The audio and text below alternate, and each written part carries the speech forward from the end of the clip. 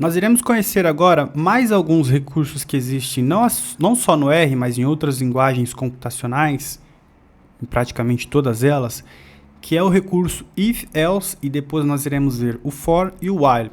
Eles são muito úteis para a gente programar e ganhar alguma celeridade quando a gente for fazer tratamentos, em particular em tratamento de grandes bases de dados.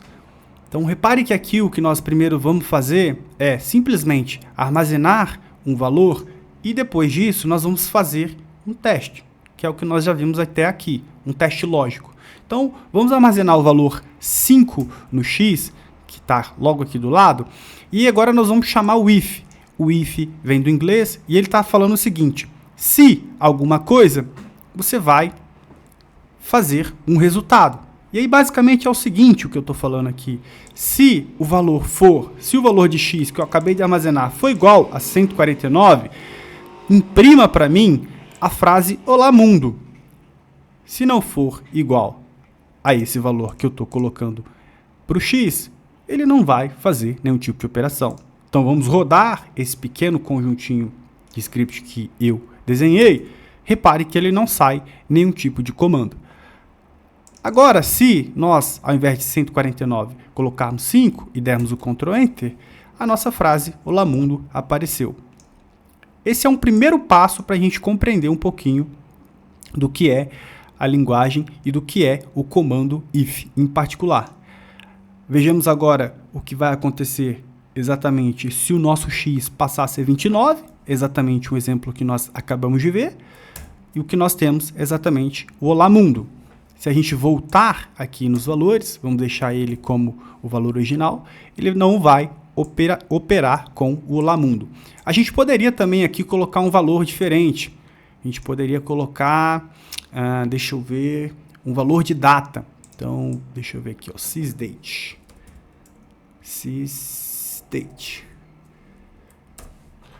E aí, se esse valor que eu acabei de falar com vocês for igual a 29, dado que nós armazenamos o x no 29 e eu estou falando, ó, se x igual a 29, sysdate ele vai simplesmente pegar a data do dia de hoje e vai imprimir para mim. A gente dá um Ctrl Enter, reparem que ele imprimiu para mim exatamente a data do dia de hoje, 14/11 de 2024. Então reparem que vocês terão oportunidade de fazer N outras programações, N outras saídas de acordo com o projeto que vocês estiverem em mão. Tudo bem?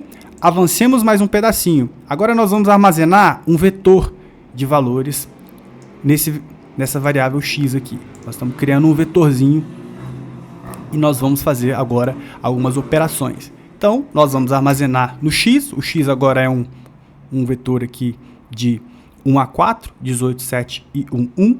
E é o seguinte: se nós vamos continuar utilizando o if. Se x for de classe numérica, e é evidente que isso é numérico, a gente vai somar esse vetor. Então, basicamente, é isso que está acontecendo aqui. Repare que aqui a gente tem o colchetezinho, e aí a gente precisa inserir a operação. E o que ele vai fazer é isso. Então, a gente dá o Ctrl Enter e deu a nossa saída 27. Agora a gente vai fazer uma nova operação e vamos testar com base no que nós aprendemos também lá na aula de testes lógicos. Nós vamos testar se isso aqui for numérico, a gente vai somar. E evidentemente que a saída não vai dar certo, porque o nosso vetor x agora é caractere. Repare que ele não sai nenhum tipo de operação, exatamente porque ele não é um vetor numérico. Ele é um vetor categórico. Repare que o R ele tem um rigor gigante com o que é demandado para ele. Então, ele não faz nada. Mas a gente pode criar e personalizar funções para que saiam mensagens ou algum tipo de mensagem personalizada ou algum tipo de comando informando o que pode estar de errado naquela nossa função. Nós vamos ver isso já já. Então agora o que nós vamos fazer é criar a nossa função, aquilo que nós vimos na videoaula passada, e fazer algum tipo de operação. Então basicamente a nossa função tem dois argumentos, x e y, e aí aqui repare que nós estamos combinando função com if. E aí é o seguinte: Se x for numérico e y for também numérico, aí você vai somar para mim. E aí repare que a função está ficando um pouquinho mais sofisticada e com uma carinha um pouquinho mais legal. Está ganhando talvez um pouquinho mais de sofisticação e robustez no sentido de evitar erros. Então, vamos criar aqui a nossa funçãozinha que tem uma condicional dentro dela. Então, vamos lá. A nossa funçãozinha tem a característica de x e y e ela tem algumas condições aqui, né? Ou seja, ela só vai somar esse valor se ele for... Ela só vai somar x e y se for numérico. Agora a gente faz aqui, a gente vai usar a nossa funçãozinha que nós acabamos de criar, ou seja, chamamos aqui 1 mais 2, e dado que 1 e 2 são numéricos, ela consegue fazer a operação. Agora vejamos o que nós vamos encontrar se tentarmos somar a e b. Ele não retorna nada porque nós não personalizamos a nossa função. Nós vamos tentar fazer isso agora. O que nós vamos fazer é, num primeiro momento, nós vamos utilizar o return e aí ele vai dar o NA. Mas depois nós vamos colocar um textinho para ficar ainda mais legal. Repare que a única coisa que mudou da função de cima para a função de baixo, que nós estamos avançando, é essa linha aqui. Isso aqui continua a mesma coisa, ou seja, repare que ele até destacou aqui em cima. Se x continuar sendo numérico, se y continuar sendo numérico, ele vai somar x e y. E ele está chamando o retorno. Isso é normal. Se isso não acontecer, reparem que ele fechou aqui a primeira chave e ele está fechando a última chave aqui, ó. Então repare que o if está aqui e o else, digamos que o else é se isso acontece, se não acontece, que é o else, está na segunda parte. O else está meio que implícito aqui, tá? Então se não acontece essas coisas, retorne um NA para mim, tá? E nós vamos fazer um teste agora com isso. Então vamos armazenar a nossa nova função, que vai se chamar minha soma NA, e a gente vai primeiro somar 1 e 2. Tudo bem, acontecendo tudo normal. Na função de cima, a gente tinha que não saía nada, nenhuma informação. Agora vai ter que sair alguma coisa, porque nós inserimos o NA na nossa função. Tudo bem? Então a gente vai somar A e B, mas é muito provável que vai sair uma mensagem para a gente, que é a mensagem que a gente personalizou nossa função para fazer. O mesmo vai acontecer aqui, dado que B viola aqui a segunda posição, ou seja, que ele não é numérico. E aí ele vai sair um NA também aqui para a gente.